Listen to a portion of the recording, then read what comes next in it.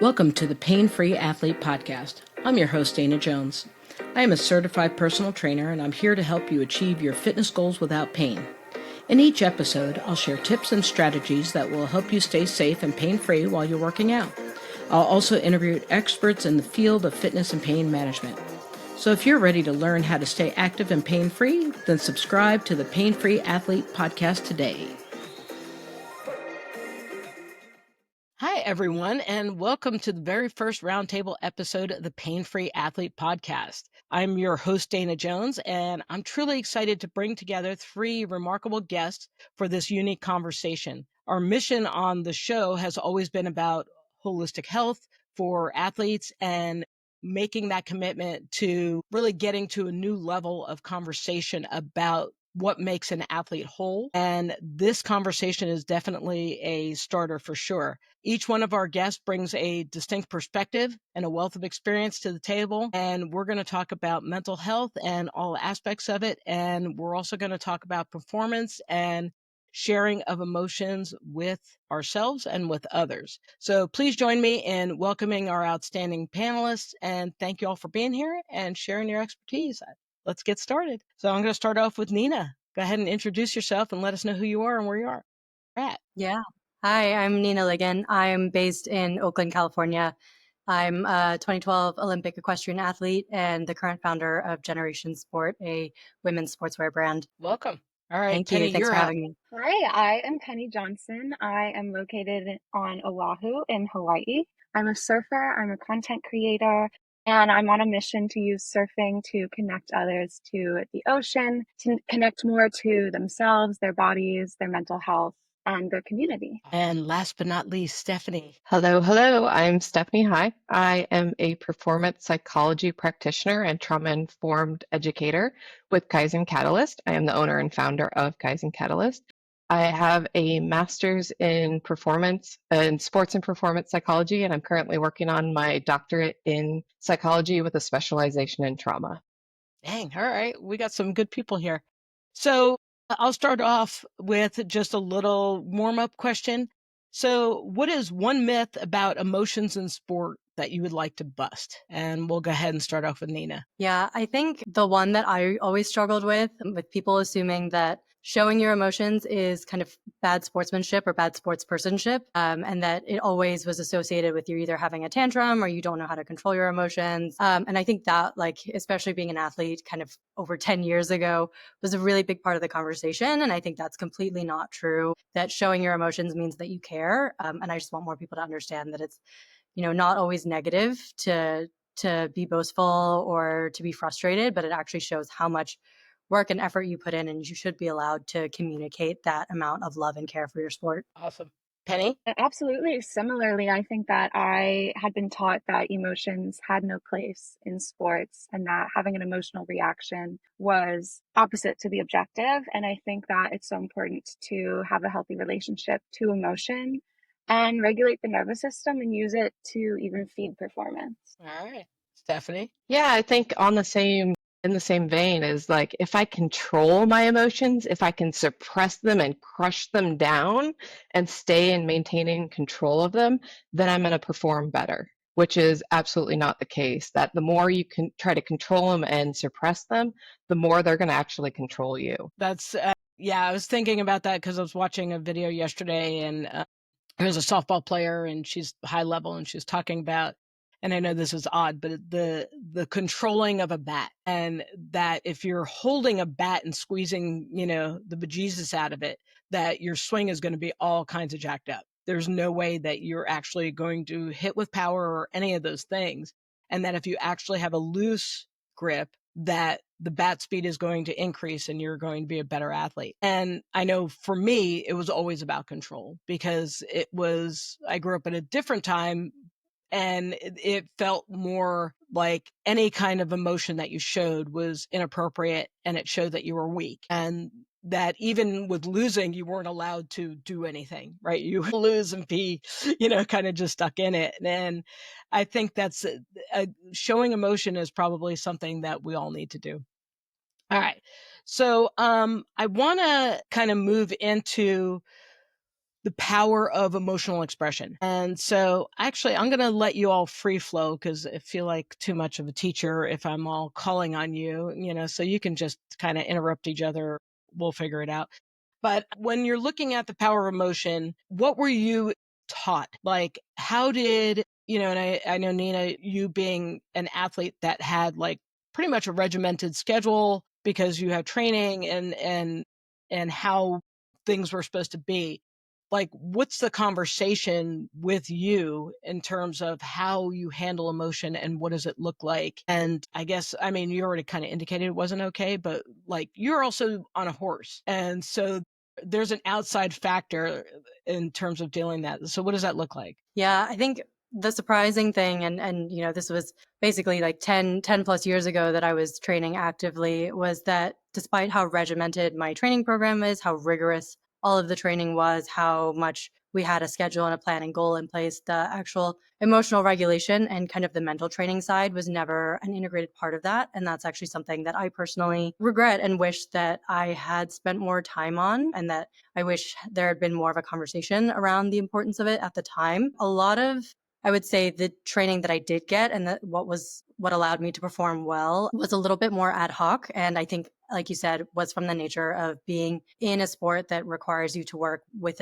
another athlete, essentially another animal that is purely nonverbal communication, and an animal that is particularly sensitive to your emotions and how you respond to situations. There were really two aspects. One was just training with the horse day in, day out. I was really fortunate to work with coaches who were really particular about animal welfare and were insistent that you never allow your emotions to impact the horse. You never take out any frustration, any negative emotion on the horse, and you always reward positive behavior with positive emotion.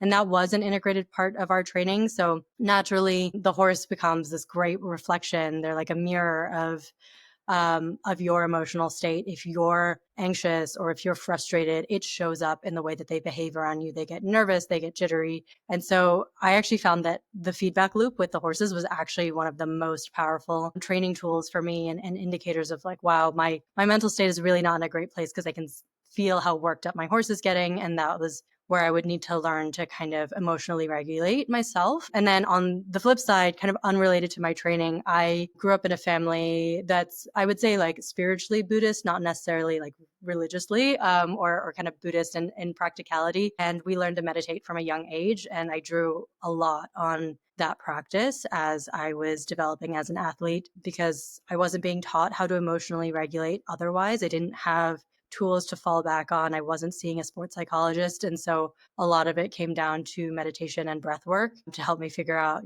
if my horse is feeling anxious, what's going on, trying to kind of regulate my own heart rate and my own breathing.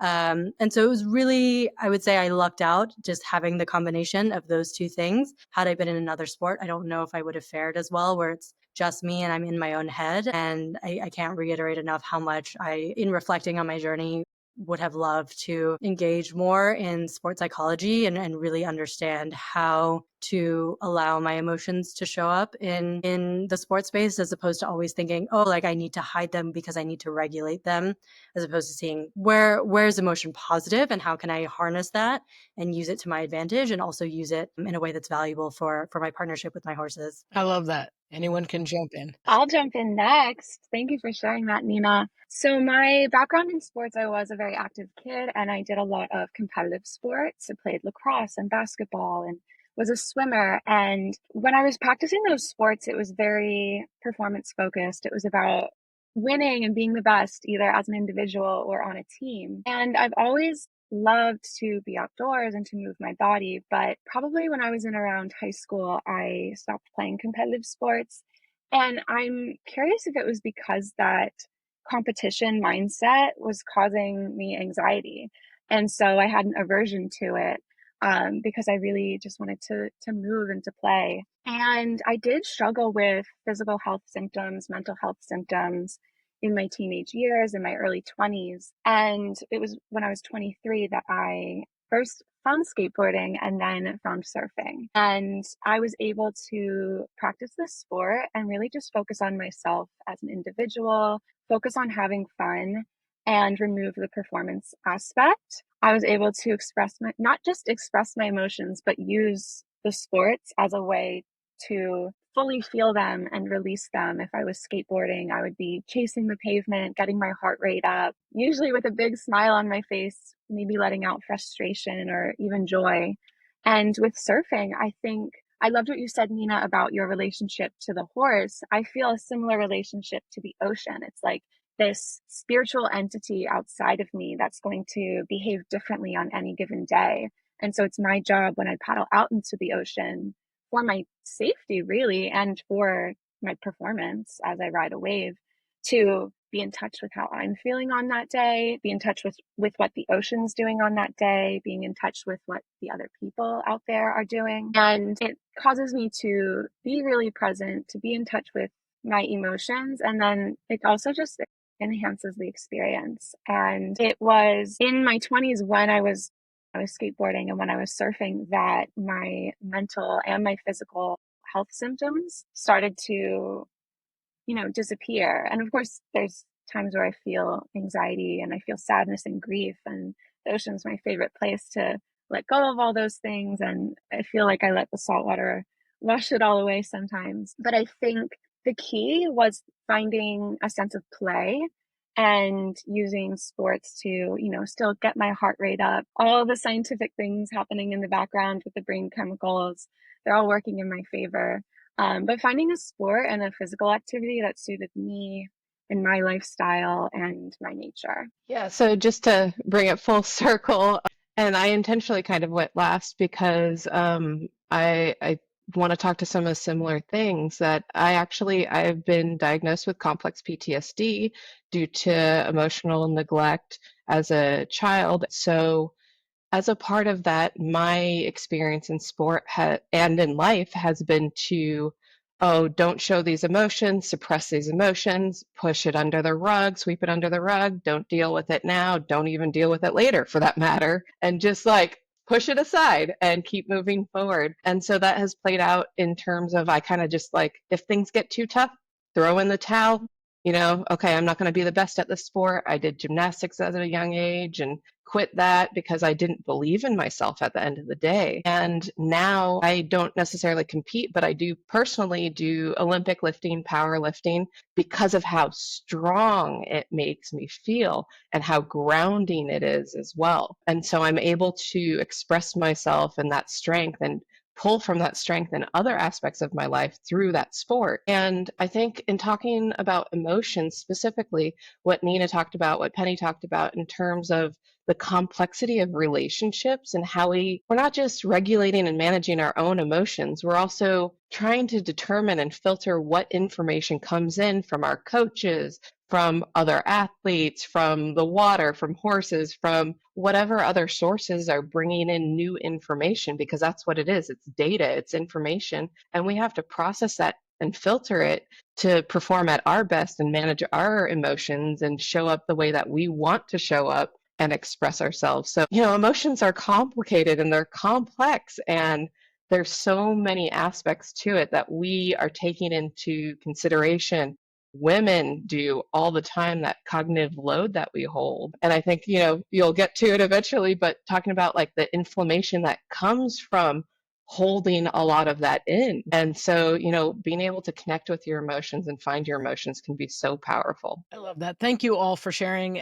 I appreciate it because one of the things that you're talking about is, one, our relationship with ourself, and then our relationship within our performance. And those are very important aspects, because if you're shutting down any of those things, then obviously like the performance isn't going to happen, right? If you have a bad relationship. And we've seen that. We've seen other athletes who are out there because, the parents tortured them and said, I spent money on this since you were a little kid and you're going to go out there and perform. And they look like hell because, they look like they're being held hostage, and they perform well. And then until they don't, because of the fact that this is not what they want. And learning how to integrate yourself within the sport and really allow yourself to like hear how you're performing or how you're feeling in the moment really does impact performance. And that's just amazing because for me, emotions have always impacted my performance because I've always been a nervous little person. Little Dana was super stressed out like every time because I had that need. I also came from a kind of neglectful place where my parents were like, oh, go off and play. And they didn't come to games and they didn't do any of that stuff. So even though they weren't there, I felt like there was a standard that I had to perform at. But then I also felt like I needed to be brave because I didn't want people to know that it bothered me that my parents didn't show up. And then if I made a mistake, because a lot of times, as you're sitting there, all of a sudden you lose concentration for a moment, you make a mistake. And then I had to act like it didn't affect me because I can be brave and be here by myself. And that created a lot of that interfered, I should say, with my performance because I was always trying to stuff. And it's kind of like, a balloon that you're holding and then it's like seeping out between the cracks. And I've like find another crack and try to hold it. And then I just kept like, there was so much. And then eventually, my head exploded essentially.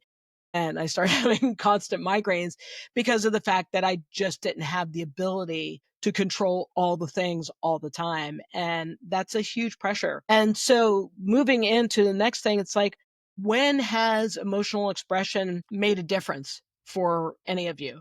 When you're performing, when you're weightlifting, when you're, surfing, like when has like either a release or just like the pure joy of participating? Because I don't want to be all negative about it because it's easy to go there. And I think that there is a lot of joy in us participating in our sport. Yeah, I Yeah, don't I mind can. start. No, go for it, Stephanie.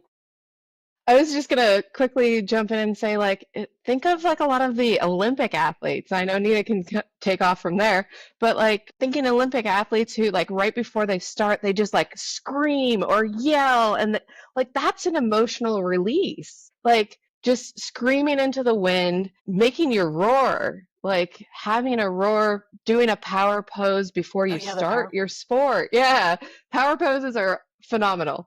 But I mean, like that's emotion. Like we think of emotion in terms of like, oh, I'm breaking down, I'm crying, I'm feeling burnt out and terrible about myself. But like the other side of emotions is like, I am powerful, I am loud, I am taking up space. And so just, you see a lot of athletes, and I do it with before I start weightlifting myself, is sometimes you just gotta scream into the wall or pound your feet into the sand and firm your stance and go for it. Stephanie, I totally hear that. I think that was like the big unlock for me at one competition where I was, I was 16 years old. I just moved up to a more difficult level. It was my first competition at that level. And there's a phase in the sport that I do called cross country, which is kind of this high performance test of horse and rider over like large physical obstacles, big jumps out in a field at almost top speed. And it's definitely the most dangerous part of the sport. And so everyone's like really serious about it. They're really nervous and everyone's kind of stone faced all the time and treating it as, with the respect and the seriousness that it deserves. But I remember being like terrified of this one jump complex that I thought like this might be the place where I have a major accident. And when I got through it, I just remember like letting out this scream of joy and smiling. And it was the first time I'd like really let my emotions show because I just couldn't bottle them up anymore. And what was so interesting about that was it released my whole body, all the tension that was in my entire body. And I think it gave me permission to actually like show like my fear and show the emotions on my face and in my body when I was competing. I used to always be like, oh, we're on camera, we're getting photographed, I have to be like very stoic. And I think that is a thing that a lot of athletes feel is because you're being watched, you feel like you have to control every facial expression that people are going to read into it. I think that's especially true in this age of social media right now where everything is online. Everyone has an opportunity to comment on what they think. And I think it's becoming way more normal for people to show strong emotions. So you see people like Caitlin Clark really like claiming their victories when they do win. But I think what's been really interesting to see on the flip side, I've noticed, is someone a bit more like Naomi Osaka, who can be a bit more reserved in her facial expressions. And because of it, she actually gets criticized as being emotionless and not caring. And I think there is really something to be said about the nuances of expression that you can have and that it doesn't always have to be loud necessarily. Sometimes it can be a really soft and creative expression. Penny, I don't know if like riding and surfing have some correlation, because I actually, like, since I've retired from riding professionally, surfing was the first sport I went to and had a really draw to the ocean, and especially the creative expression I saw of emotion in the way that people surf. You can surf aggressively on a day where your emotions are incredibly sharp and your turns are sharp, or you can surf like really relaxed and calm and have a lot of like creative, smooth, stylistic elements. And I thought that surfing created this really visual sense of what emotions you were experiencing and how you could express them on a wave in a really subtle way. And I just, it really opened my eyes to the different ways in which people can express emotions that aren't kind of different emoji faces that we think about. Yeah, I had the memory that came to mind was that a few years ago, I went to Nicaragua to go on a surf retreat, and I spent a week living in a house with other surfers with the intention we were all gonna wake up, surf every day, and get better. And my first few days there were really frustrating and testing. I was in a new country alone, meeting new people, learning a new wave at a new beach on a board that I was renting. It was unfamiliar to me. And I felt, of course, proud to be there and happy to be in the ocean, but there's, you know, a few elements of safety that I, battle with, I guess, when I surf. There's like the safety of the ocean, and then also the people around me, maybe like how I'm being perceived, how I feel I fit in. And it was probably about the third day, I suffered a really nasty wipeout and I injured my arms. I broke the surfboard I was on, and I ended up, sometimes you have to surrender to the ocean. And I ended up, on the beach in tears. And my thought was, I remember thinking like, I'm so frustrated. I'm emotional. I feel like I don't know if it was the physical movement was releasing something or if the ocean was inspiring something. But I was like, am I the only one here who is feeling such intense emotion when I paddle out? And so I started a journaling practice where I would journal either before surfing or after surfing and just take inventory of what came up for me and what I was feeling, and trying, if I could, to identify, was this related to what was happening in the water? Was it related to something that happened earlier that day? Or was there something about the fluidity and the movement of being in the ocean that was somehow unlocking, maybe even like a memory or trauma from years ago? And it was the journaling practice that really shifted things for me. And it wasn't necessarily to become a better surfer and catch more waves or, do more turns. It wasn't performance related in that way. But naturally, what happened was I was able to regulate my nervous system, reduce fear and anxiety, have a healthy relationship. I think a lot of people can get turned away from the sport after having a nasty wipeout or an embarrassing moment, a physical injury, but it helped me be resilient and continue to show up when I had that mindfulness around the emotional aspect of surfing. And so I've made it a practice to journal and also to set intentions before I go out. If I'm alone in my car, maybe I'll have some affirmations I run through my head, reminding myself I'm safe to take up space, I'm safe to fall, or setting an intention like, today I had a crazy day. Let's not focus on how many waves I can get. Let's focus on counting. I'm going to go out there and count 3 things I'm grateful for. And that can be the strength in my body, the beauty of the sunset and the people around me. But I knew in my experience that I wasn't the only one who was going out there and surfing and feeling these emotions come up. And instead of turning away from it, I decided to lean into it and start the conversation. Now, did you ask anybody else if they were also feeling that? I did. I think it was at dinner. I was like, hey, can we talk about our feelings? How'd And it go? I think for some people, it was easier for them. I think for a lot of people, they were like, oh, what? And it was, I would say also, like, I am a very creative person, an intuitive person, an emotional person, and I always have been. And it was kind of like more of a masculine space. And so I'm curious too, like, we had surf instructors, and the purpose of the retreat was to get better, not to feel our feelings. But I think that was sort of the lens that we like went into this, was like just the physical performance. And so I think for some people it was a new idea to them to open that conversation. But I think for other people it was liberating, because they were like, actually, yes, I felt really embarrassed today. And I felt disappointed because yesterday I surfed well, but today I didn't. And does that mean I'm bad? Why did that happen? So Yeah, I would say like everyone was receptive to it. Some people took more to the idea than others, but I think that's why we start these conversations, is because I think if we do take the time, we're all having an emotional experience, you know, in some degree. We're inherently emotional beings. Well, I appreciate you being brave about that because I know there's times where I've been freaking out and I just need somebody else to say it. And so by you just calling it out, like I would have been at dinner and been like, oh, thank God somebody else said something because then I would have been like, oh, yeah, dude, I was totally freaked out when I did that. Thank you so much for bringing it up because now I get it because I get it off my plate. And I think that's also the joy of journaling is that it allows that reflection and it allows you to express it one way. And sometimes, like, at least I find that if I express it on paper, then I'm brave enough to say it out loud. Yes. I think it was easy for me to speak up because everyone saw me crying on the beach with bruises on my arms.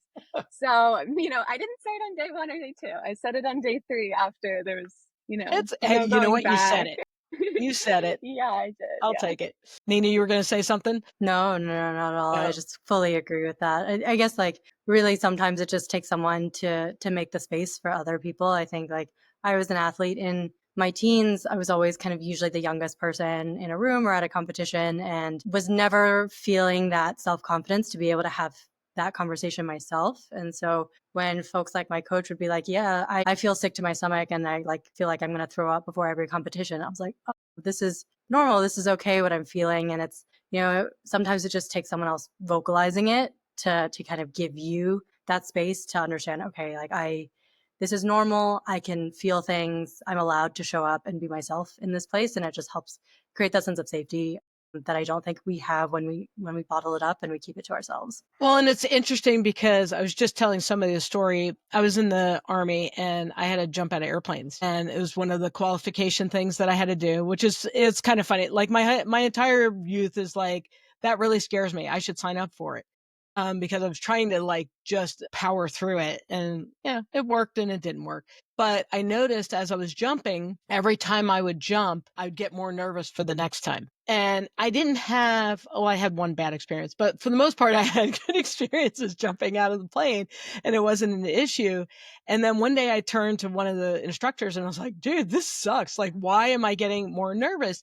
And he said, because you care and because you're actually paying attention to things. And I guess this is where my hypervigilance worked out. He said because, and he pointed to a line of all these people that were standing next to the aircraft that were like in arm slings and on crutches. And he's like, they think they had it all figured out. He goes, and then they came out of the plane like yahoos and then ended up landing, breaking an ankle, doing, all this kind of crazy stuff. And he said, you can actually use fear to help you stay alive. He's like, that's the whole purpose of having those feelings is to just make sure that you're alert enough to perform well. And I was like, damn, never listened to him after that, but like in the moment it made sense. And it was a soothing thing I needed to hear. So I want to shift over to, because there's a question, and I guess we can start off with Stephanie. It's like, why you're a performance coach and why why are performance coaches cool now, but they weren't like 10 years ago, 15 years ago? Like, why did we not give a crap about helping people navigate through sports in a mental, emotional way? I think we've always cared. It's just that it starts with elite athletes and then trickles down. So we're still in that process of having that trickle down effect. So you see a lot more mental performance coaching in the NFL or MLB or in those spaces and predominantly with men because let's be real, psychology comes from treatment of men and men perspectives. And now we're getting to the point where women and female perspectives are coming into play and non-binary perspectives are coming into play and all these other Nina talks about different cultural contexts as well as that psychology also comes from a predominantly Western cultural perspective.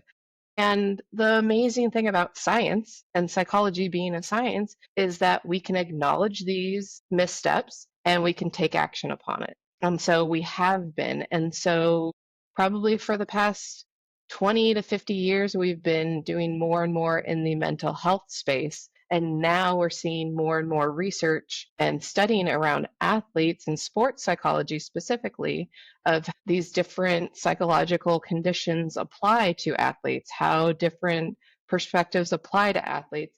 And the reason that it's athletes first is because it's under a microscope. It's in a high pressure environment. So my master's is actually in performance psychology, and performance psychology is a umbrella term for sports, business, and performing arts. So it doesn't matter if you are an executive standing in front of 100, 1,000 people, you're a singer standing on stage performing in front of thousands of people, or an athlete on your stage on the field performing in front of these people, you're still under a high pressure, different types of pressure, of course. So I think that it's becoming more and more popular. I don't know if we're popular yet, but we're becoming more and more well known because of that uptake of research, because of the wellness industry, and people more considerate of their well being.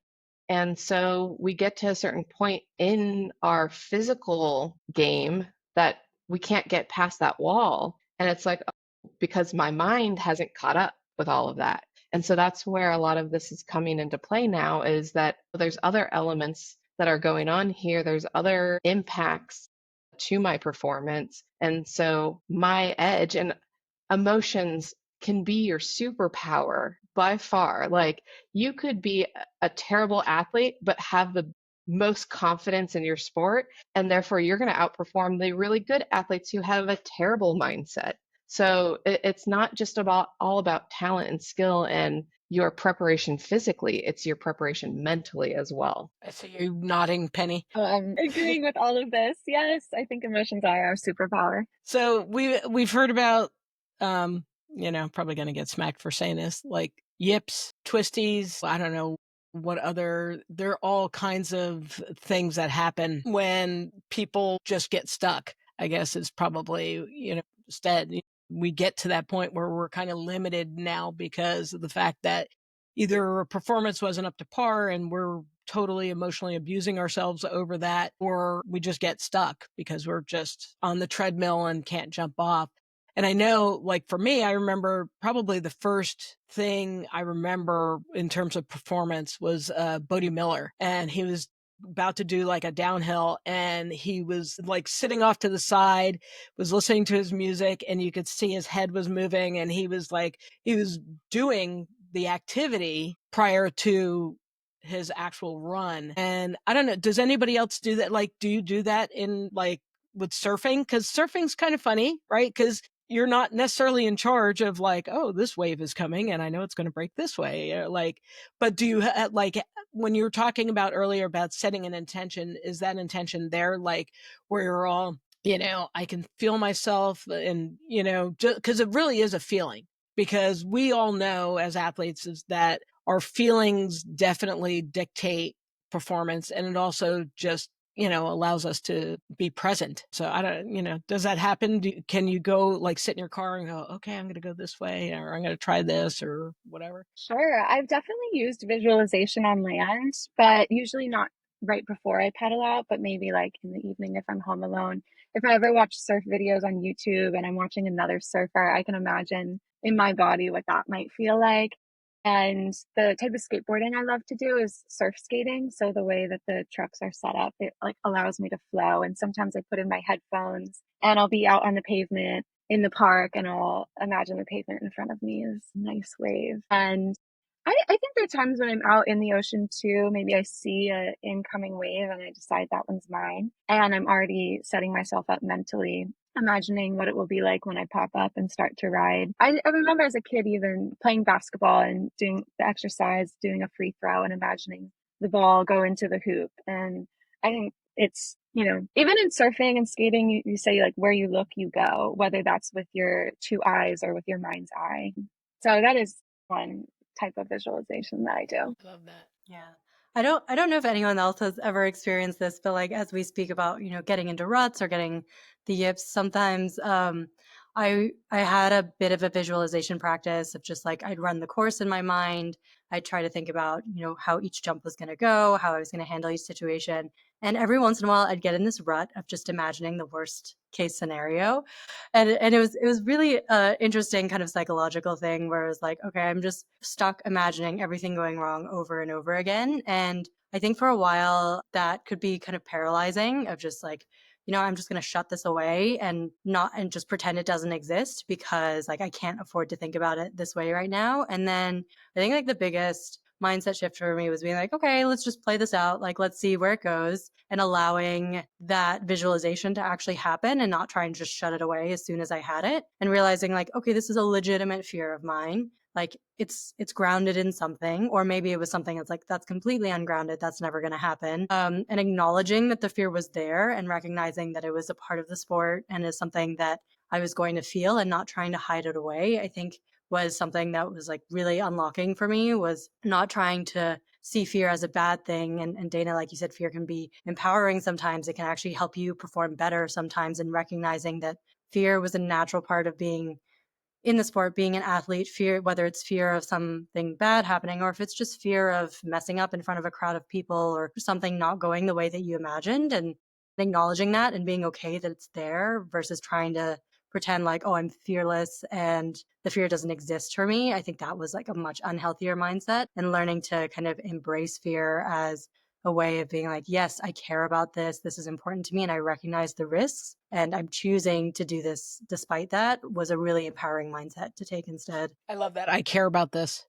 Because I don't know if we say that. Like, I don't remember as a kid ever saying, like, I mean, I acted like I cared about it because, whatever, but that almost feels vulnerable to say that I care about this. It does feel very vulnerable. Yeah. And I think a lot of times we're afraid of putting ourselves out there and saying, like, I want this, and it's okay to want it. Yeah. I think sometimes we think it's greedy, right?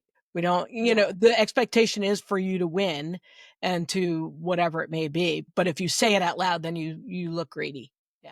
Stephanie, how do we get people unstuck? Well, I think you have where do I begin?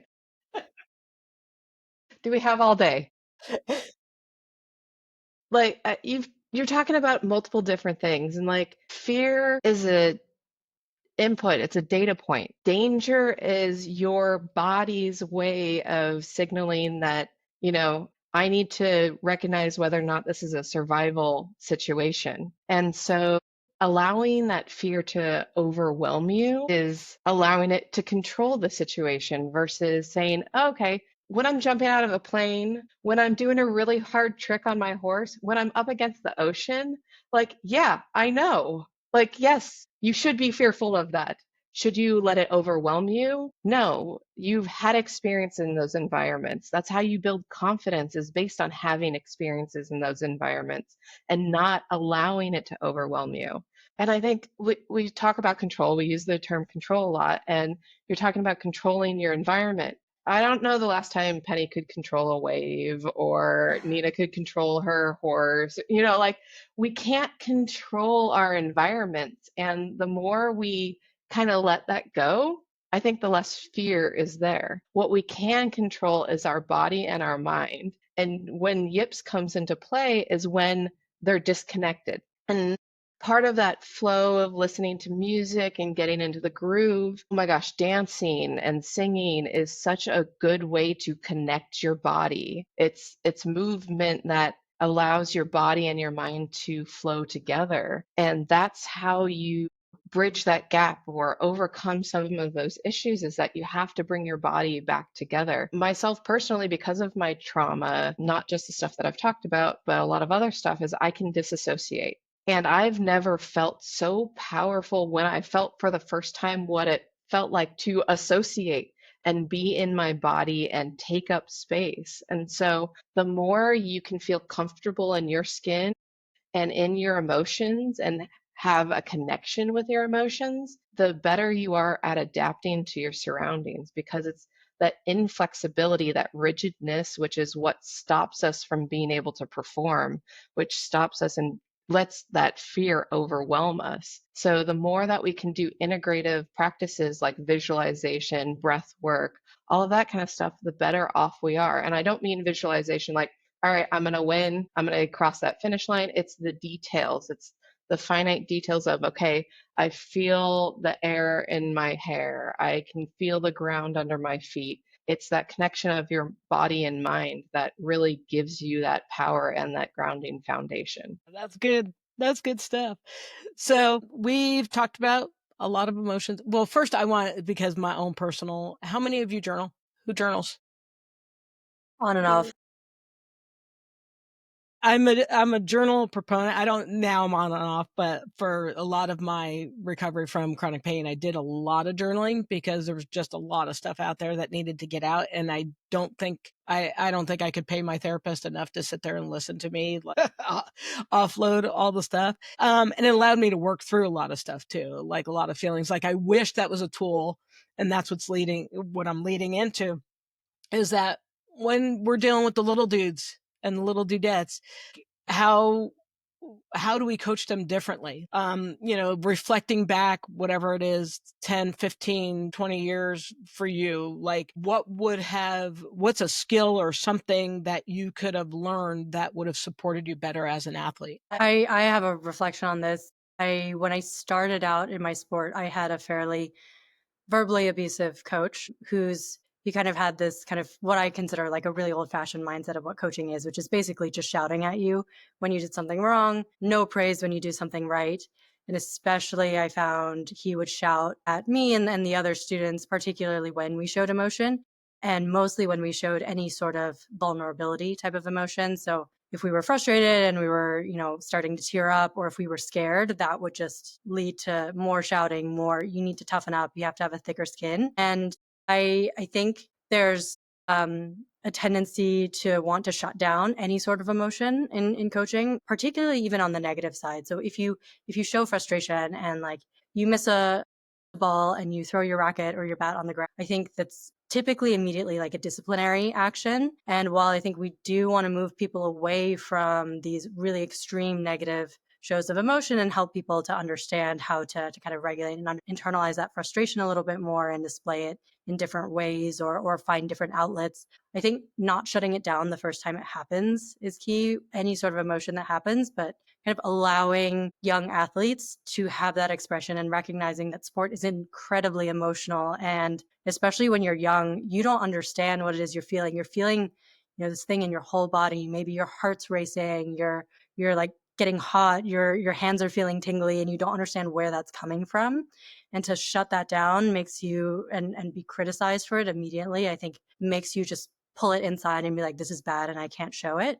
And so allowing, young athletes to express and then helping to shape and guide them into what that expression can look like in a healthy way versus just tell them, no, flat out, you can't express anything. I think that's what I felt like I was missing. And something that I learned much later on was it's okay to be frustrated, but it's not okay to grab your horse's reins because you're frustrated. You have to figure out a different channel for how you put that frustration, but it doesn't mean you can't show the frustration. And I think that was what I really missed as a young equestrian and really needed as I was progressing. Otherwise, I was just going to get stuck. I love it. Well, I'll go ahead. I think that it's so important just to have conversations and to talk about the emotional aspect of physical activity and sports. Something else that I do is I teach kids to swim. I work with a nonprofit and we teach public school kids who many of them have never even been in a pool before how to swim. And so many of them come very fearful.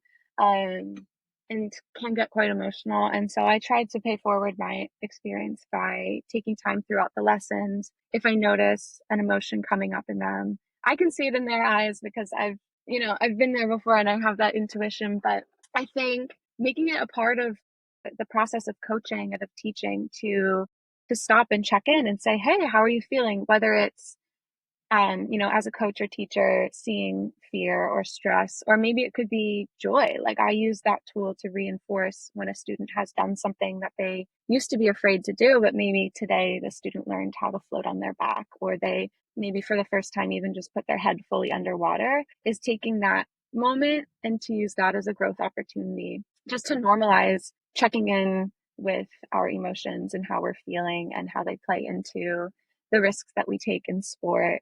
But I think, yeah, if I could have made a change in how I was introduced to sport, I think it would be just to have a relationship, whether it be with my teammates or with my coach, someone that I could turn to say, "Hey, I'm feeling this." And there were um, maybe some sports or teams that I was on where maybe at the end of practice or at the end of a game, we would come together and go around and talk about, our reflection on how practice went, how the game went. And I think that that's a really simple thing that a coach can integrate that gives people a chance to reflect and then to open up. Nice. I think I'm just going to kind of summarize a little bit of what both athletes have talked about is that grace and space. That's what we all need, is we need grace and space for ourselves as well as each other. The grace and space to make mistakes, the grace and space to act a fool, be psychotic if we need to, have fun, enjoy ourselves. We're getting too serious in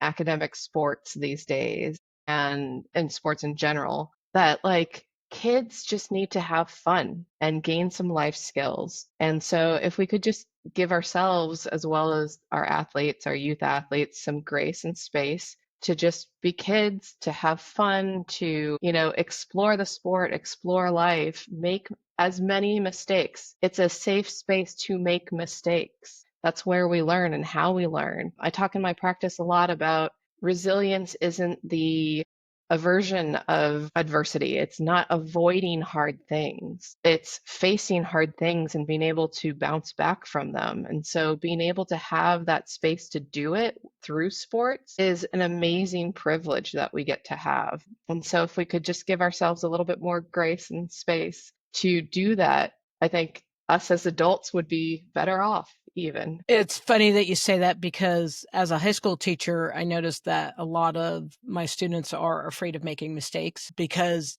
whatever the global system is just too frightening. And so they're just all, nah, I'm not going to try it. It's too scary. I'm out.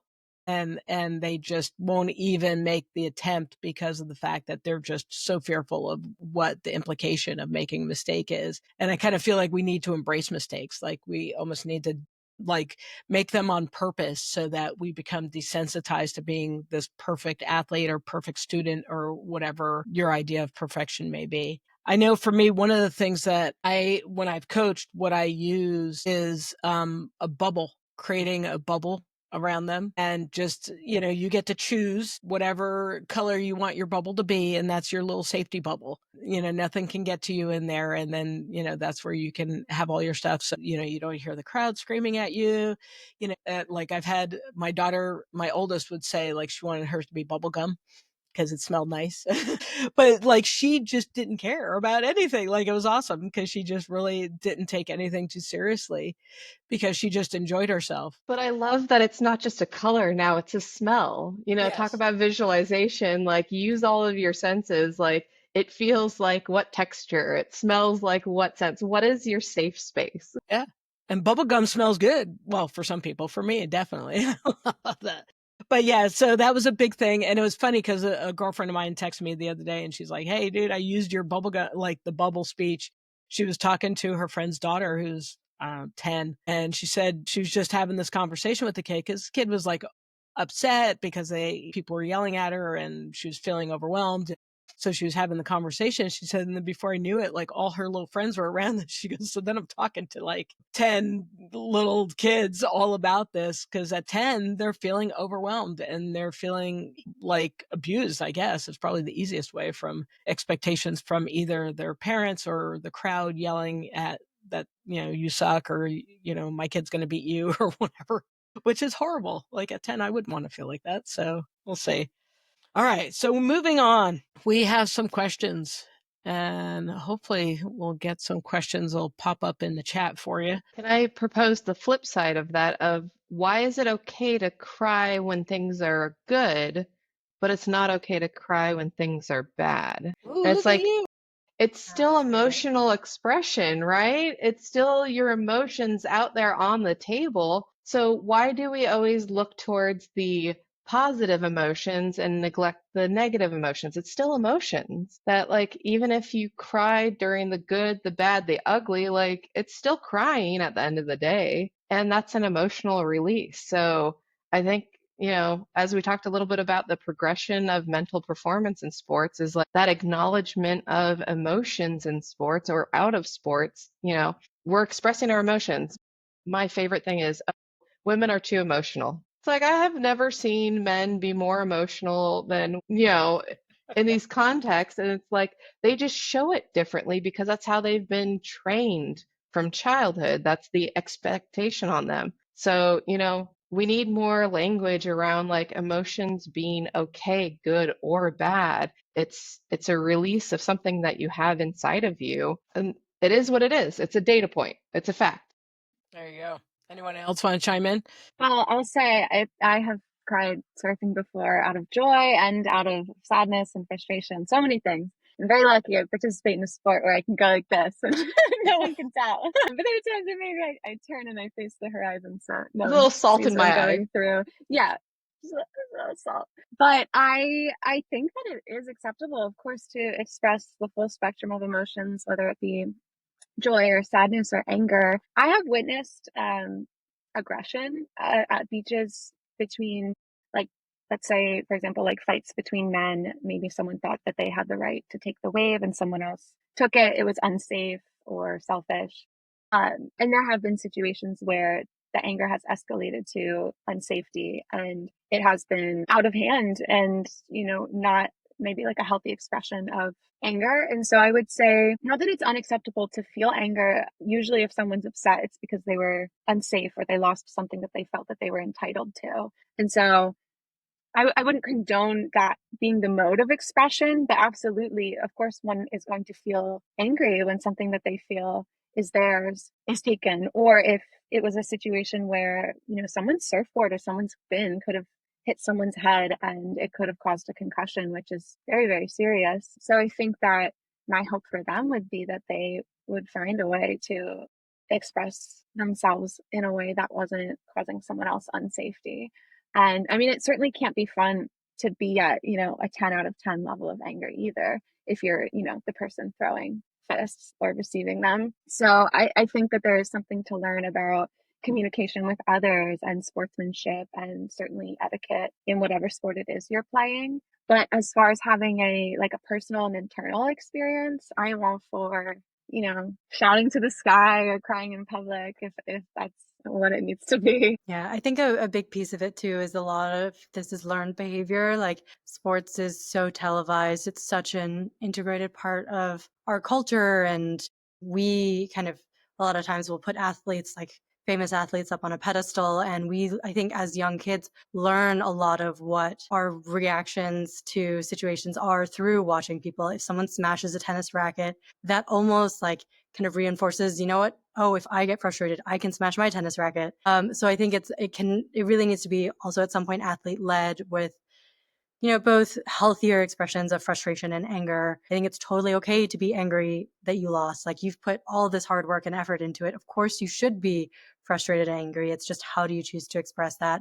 On the flip side, like I definitely had a couple of really difficult losses where I started to tear up and my coach was like, don't do that. Like, be a good sports person. Don't cry. Like show up and be happy for whoever it was that won. While I agree, you should be happy for whoever else wins. Like in the end, sports is a really collaborative culture. It's okay to be very frustrated. And I think the more athletes that are willing to step out and show that, if we as audience members can support them when they choose to do that, I think that helps create this culture that young athletes who are aspiring to these people will learn from, and they will kind of learn that those behaviors are okay, and it will demystify kind of the world of emotional expression in sport a bit more for them. I want to add to that like with this influencer social media culture of being able to see everybody all of the time and seeing their emotions, that we need to see the what comes next as well. So express that emotion, but what you do after matters just as much as the emotional expression itself. When a lot of the time in the media, we might see that that racket being smashed on the ground or the golfer throwing their club in the air, and seeing that behavior and not seeing the consequences or the accountability that comes following it, the repercussion of those actions, I think can be detrimental. So being able to see the full extent of, okay, this is how I react, this is how I recover, or if I behave this way, this is the response that I'm going to get or the reactions that I'm going to get, is just as important as the emotions itself. So true. All right. Do we have another question? You want me to take this one? Go for it. Don't sit in it. If it's a negative emotion, don't sit in it. Acknowledge it, be aware of it, take it into consideration, but don't sit in it, because you're going to bring that into your performance, into your game, into the environment that you're walking into. So understand your emotions, and that's where emotional regulation comes from. It's the management part of your emotions. You don't want to sit in those emotions and let them become overwhelming, but they are there, they are your emotions, so acknowledge it and then use things like breath work or visualization or music and move through that emotion, move beyond it. Don't let it consume you. I think similarly, I think of emotion like energy in motion. And so to sit with it can cause tension, whereas to move your body, if that's putting music on or going for a walk, like using your breath and moving your body will help keep that anxiety from having control over you and an impact on your performance. But it's important to, so I'm imagining if this is like right before someone's about to, compete in a game or paddle out to surf, or even if it's another type of performance, like speak in front of an audience or something. But important to also take note of where that anxiety is coming from and what this worst case scenario is. And then Nina had kind of mentioned something about this earlier in the call, but taking note of what that is and then addressing it in your free time. It's important to think about the worst case scenario and kind of get to the root of what it is and prepare for that. Not right before your game, right before your speech. But like something I do is I practice underwater breath hold training to practice that if I wipe out, that I can be calm, control my breath, control my mind until the wave passes and my body surfaces. That's something where I've prepared for the worst case scenario in my free time. So then when the time comes to perform, I'm not stressed and afraid to take the wave because I'm afraid of what would happen if I fell, if that makes sense. Penny, I think you make such a good point in terms of the work that goes in outside of that kind of pre-performance moment. I can speak to kind of having been on the flip side of that and actually being the type of person when I was competing who was really good at like regulating those emotions and that fear right before competition, but then never circling back to readdress it. And that kind of accumulative, bottling up the emotions, ignoring fears, ignoring fear of failure, that kind of did manifest in my performance over the long run. And so I think your point about taking the time when you have the time to come back and revisit it feels so important, is something that I wish I kind of had learned more when I was competing, is how do I revisit this when I'm in a safe space, when I'm not about to perform, and really try and get to the root of like, where is that coming from and what are the other tools I can create and cultivate to ensure that I'm putting in the work outside of performance, so that when the performance comes, I'm not always just trying to manage all of these things that are all of a sudden coming up because I'm in a kind of pressure cooker situation. Damn, you'd make a good coach. Because I'm like, where was From my that? Like, experience. I never had that as a kid. Like, I would have been so cool. But like, okay, cool. I'll work on it later. Like I did. As soon as I left the field, I was like, and of course things come back, right? They all ruminate in the back of your They skull always and you're come like, back. it's not there. I really didn't do that, but of course you did. And it's so much better to acknowledge it. All right. We have time for one more question. Sure. I have a pretty full ritual starting from even when I'm at my house, just putting my board in the car, get all my things together. I have a checklist. I think the ritual calms my nervous system, just like the security of the routine. As soon as I'm in my car, I have a 20-year-old car with a good old CD player. I love to put in old CDs and I listen to music with the windows down. And I think that helps me just start to get in this flow state, be really present. As soon as I get to the beach, I really take my time putting on my zinc sunscreen on my face, waxing my board. I know a lot of surfers, the second they get to the beach, they're like, they don't want to miss a single wave. They want to get out there as soon as they can. But for me, I take my sweet time just because putting that wax on is meditative to me. I might sit in my car, I might set an intention, to maybe today I want to make a new friend. Maybe today I want to practice what I'm grateful for. Maybe today I want to practice my left side turns. And then just reminding myself a couple affirmations like I'm safe to fall. If I don't catch any waves today, that's not a reflection of who I am as a person. But, I'm open to receiving whatever it is the ocean wants to share with me today.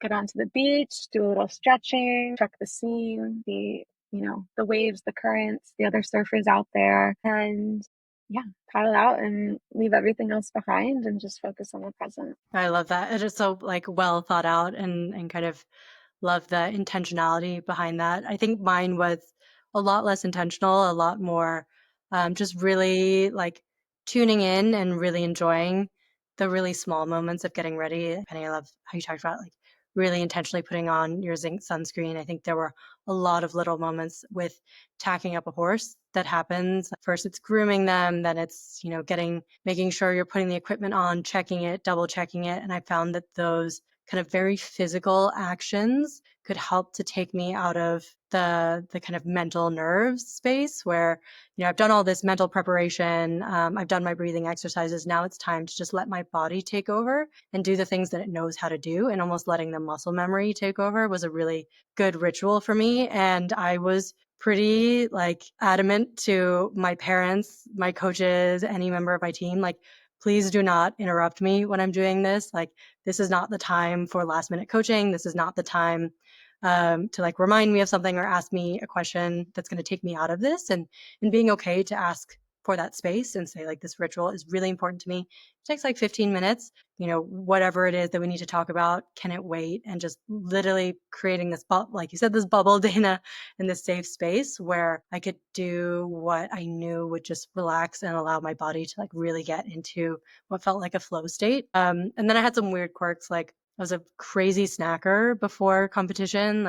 My mom was always like, you can tell when Nina's nervous because she's breaking out the chocolate bars and she's going through the potato chips. And it just was something that kept my hands busy and kind of kept the nerves at bay for me. So just really latching on to what sometimes feel like these really mundane things can be really helpful. And just because they're small actions doesn't mean they're not incredibly valuable. Nice. Stephanie, what do you do before you lift? What don't I do before I lift? Actually, well, even whether it's lifting or not lifting, because lifting's not really a high pressure environment. I'm competing against myself within that situation. And it's in my garage. So, I put on my shoes and I go outside is my routine. But to talk about the other side of performance is that even coming here to talk with all of you, it's a small, intimate group. However, I'm very introverted most of the time, even if I don't come across that way. That's intentional. I do have confidence in myself and my capabilities and what I do. However, where I get my energy is being by myself and recouping by myself. So public speaking is very anxiety driven for me. So even in small situations, big situations, it doesn't matter. I still have heart palpitations and I always have to just sit with myself and say, I have a lot of internal dialogue. I do a lot of self-talk around do the hard thing because it's going to be amazing on the other side. Even if you fail, failure is not showing up at all. It's, the neutral to me is showing up and doing a terrible job. Who cares? You still showed up. So I have a lot of conversations with myself. If I need to, I listen to music to try to get into a better flow and feel that body-mind connection and feel more grounded. So it's breathing, self-talk, and mind-body connection as much as possible before going into a situation that brings up anxiety and stress within myself. All right. I love that. So we're coming to the end. And so if our listeners can leave with one thing, what is the one thing you would love for them to leave with? I'll speak first.